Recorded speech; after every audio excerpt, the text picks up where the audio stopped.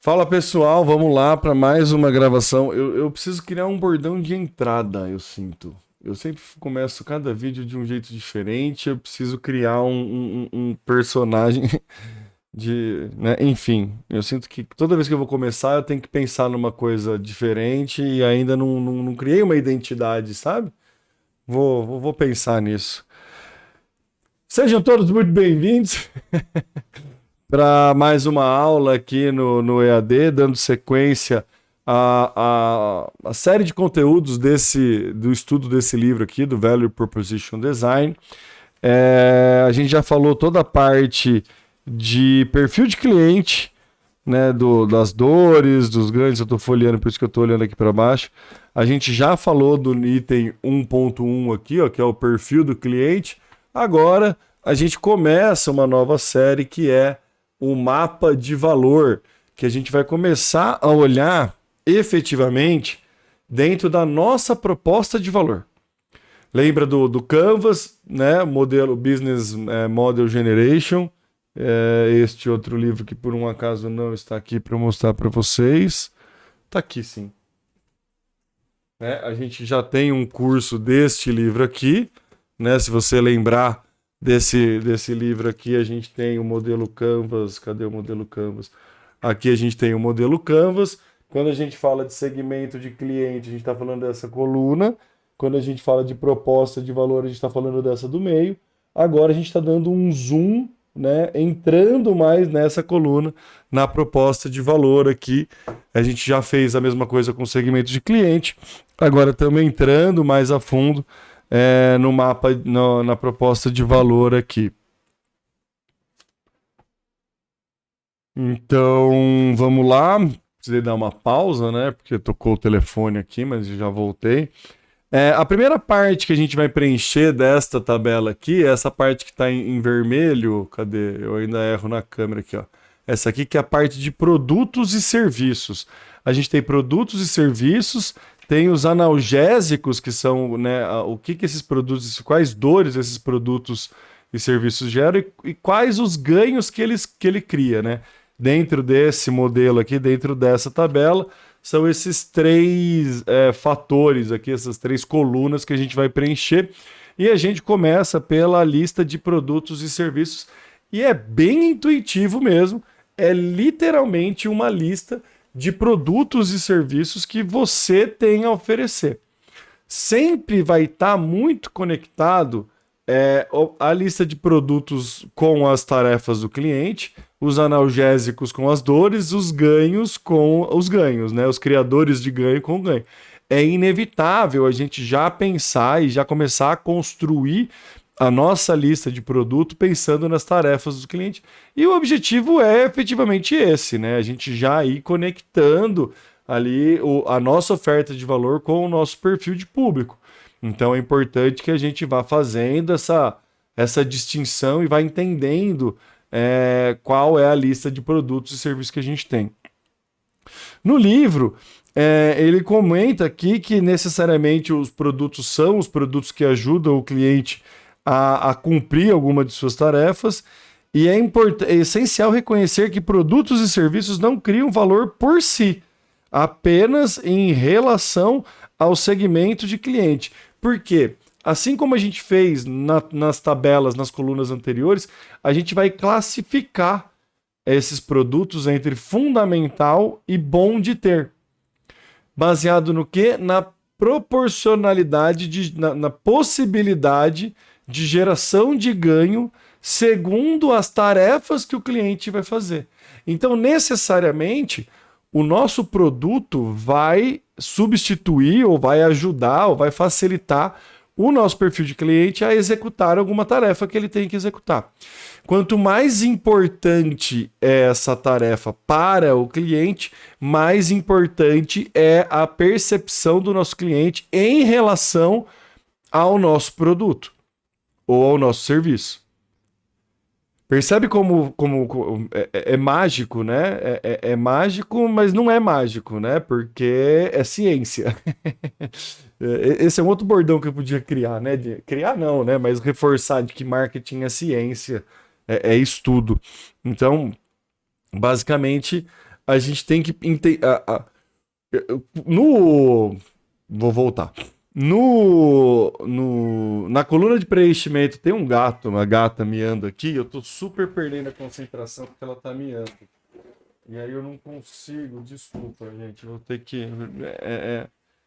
Faz parte, né? Não tem problema perder 30 segundos para exercer a minha função de porteiro de gato aqui.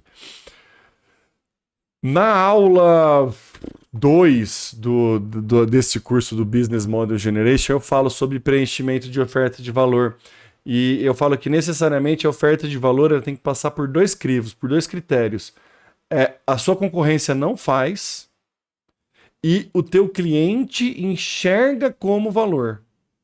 Porque se o seu concorrente faz, não é um diferencial. Mas aí a gente tem que ir na questão específica, né? Eu tenho qualidade do meu produto. Tá, o que é de diferente na qualidade do seu produto com o seu concorrente? E o cliente tem que enxergar valor. O cliente tem que perceber, tem que ter a percepção de valor do cliente. Tá? Hoje, gente, pode vir aparecer aqui. Tem que ter a percepção de valor do cliente. Então, para ter essa percepção de valor do cliente, a hora que a gente entra nesse modelo aqui no canvas da oferta de valor, a gente percebe que a gente enxerga que a percepção de valor do cliente vem de sanar ou resolver ou substituir uma tarefa ou facilitar a execução de uma tarefa que o cliente tem que executar.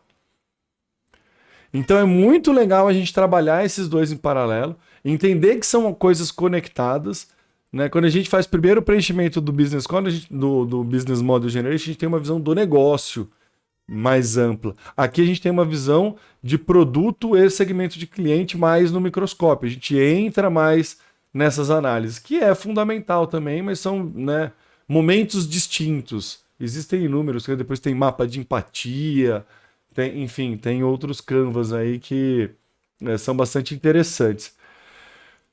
Como a gente começa a listar os nossos produtos e serviços? Basicamente, você mostra tudo que você tem na tua vitrine aí e lista ele com tudo que você tem na tua vitrine, tudo que você oferta. Eu oferto tal coisa, oferto tal produto. Como que a gente divide? E é legal que, de novo, vou fazer uma analogia com o artigo de 77 da Jaylene Shustak do Breaking Free from Product Marketing.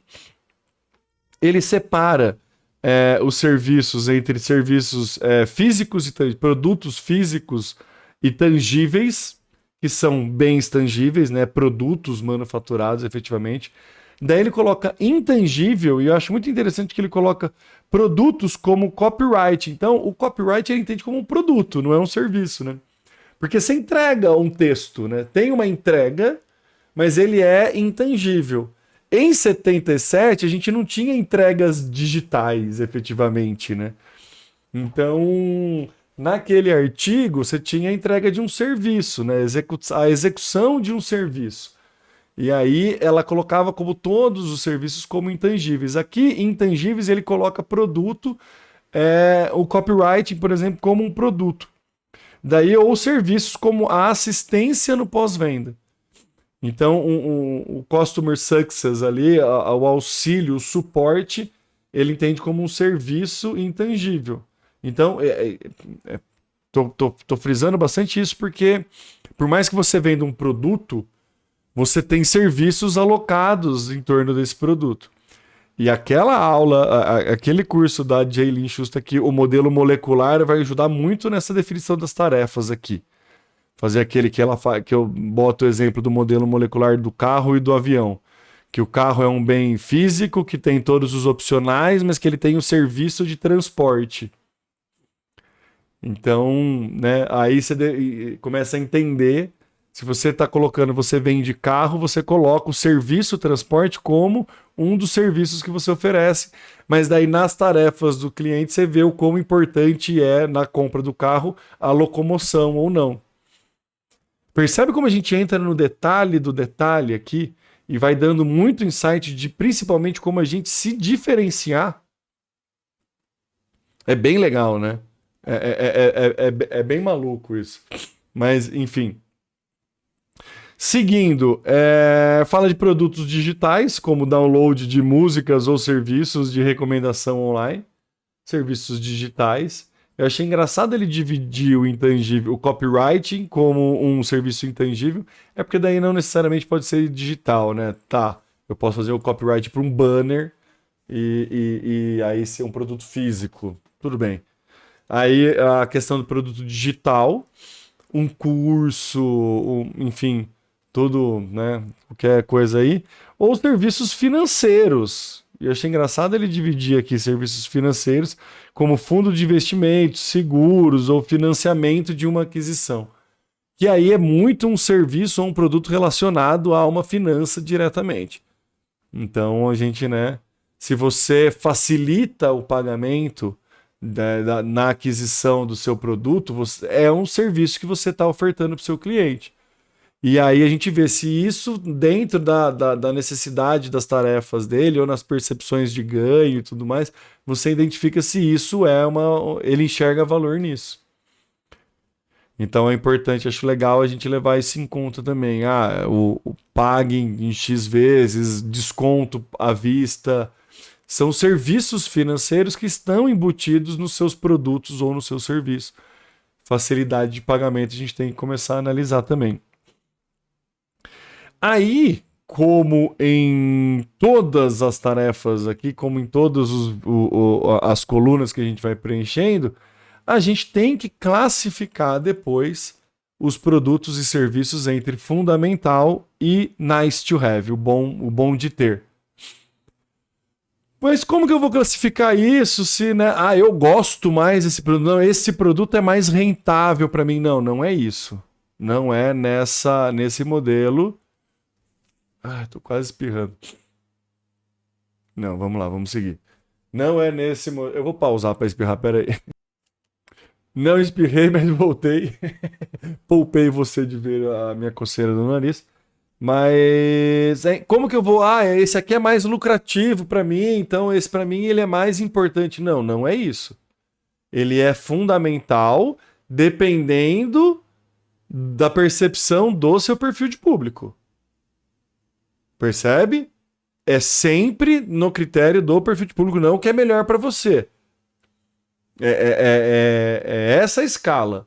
A gente está querendo aqui, em algum momento, vai chegar esse momento de fazer um encaixe entre a nossa oferta de valor e o nosso segmento de público. Se a gente define o nosso produto como o que a gente gosta e a gente define o nosso cliente como a gente acha que ele é, esse encaixe não vai ter dado real. Então, por isso que é importante fazer pesquisa, conversar com os clientes, fazer o processo de empatia, tudo que eu já falei nas outras aulas. E aqui a gente entender os produtos por uma ótica dos clientes. E não pelo que a gente acha que é o diferencial. Beleza? É isso, mais uma aula bastante enxuta, que essas partes, a parte da oferta de valor era bastante intuitiva, porque a gente já gastou bastante esforço lá no segmento de cliente, que é a parte mais difícil mesmo de fazer, porque requer um trabalho muito de empatia, de se colocar no lugar do outro, de percepção do cliente, de muita conversa, muita escuta. Então, essa parte é uma parte mais complicada. Quando a gente vem aqui para a oferta de valor, fica mais fácil porque está mais no nosso locus de controle interno. Né? A gente tá sob nossa responsabilidade aqui o nosso produto, a gente maneja ou deveria manejar o nosso produto, então a gente tem mais conhecimento desse. O que muda aqui nesse elencar de produtos é a classificação desse produto entre importante ou menos importante, ou de fundamental para legal. Qual que é o critério? De novo, bastante repetitivo nessa parte, mas que é muito importante. Essa parte ela só vai ser... essa escala de importância se dá mediante as tarefas que o cliente tem que cumprir. Beleza? Muito bom? Então, feito. Mais uma aula aqui. A gente se vê na próxima aula falando sobre os analgésicos que a gente cria para os nossos clientes. Até!